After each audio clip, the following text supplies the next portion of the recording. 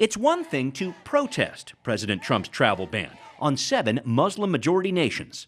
To keep radical Islamic terrorists out of the United States. It's another thing to take him to court.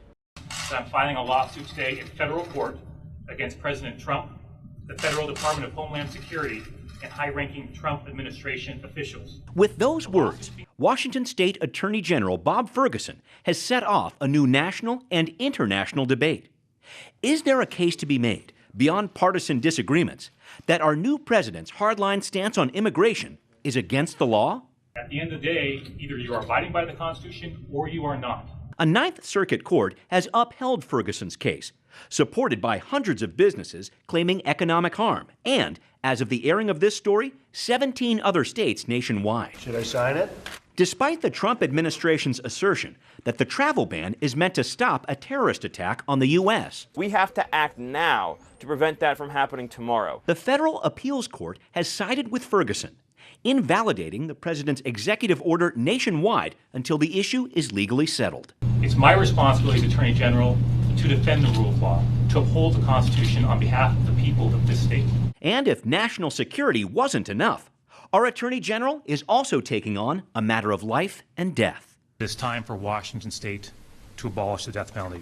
With bipartisan support, Ferguson has proposed a bill to eliminate the death penalty as an option in cases of aggravated murder. When the majority of death penalty sentences lead to reversal, the entire system itself must be called into question. Ferguson's proposal, SB 5354, would make permanent the moratorium Jay Inslee enacted in 2014, which bans any executions while he is governor. There's a lot of people that are very angry. At that time, Inslee drew heavy criticism from several victims' family members, including Pam Mantle, whose daughter, grandchildren, and 3 other relatives were murdered in December of 2007. For crying out loud, they killed kids on Christmas Eve. I just think he should have to face that every day, that what he did was wrong, and face the death penalty. But Senator Mark Miloscia says now attitudes are changing. The golden rule, treat others the way you would want them to treat you. That sums up the law and the prophets. The Federal Way Republican and practicing Catholic says the Senate and House now probably both have a 1-vote margin to support a ban on capital punishment. Passing something by a thin majority is always tough. But again, the momentum, the trend line is going in our direction. It is time for the legislature to take a vote. Yet while the AG is pushing for legislative action, Miloscia says many lawmakers don't want to take that risk.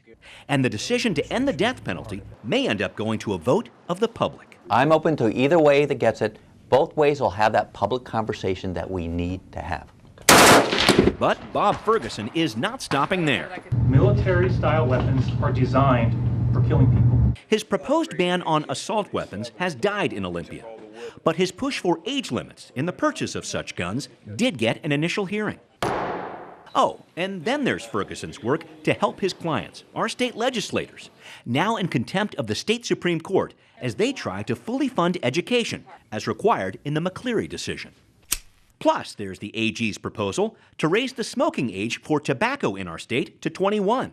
It's going to be hard to tell age. And his request to give human trafficking victims more time to report the crimes committed against them. It's going to be only America first. It's all in a day's work for State Attorney General Bob Ferguson, who's arguing on a local and national stage for justice. In a courtroom, it is not the loudest voice that prevails. It's the Constitution.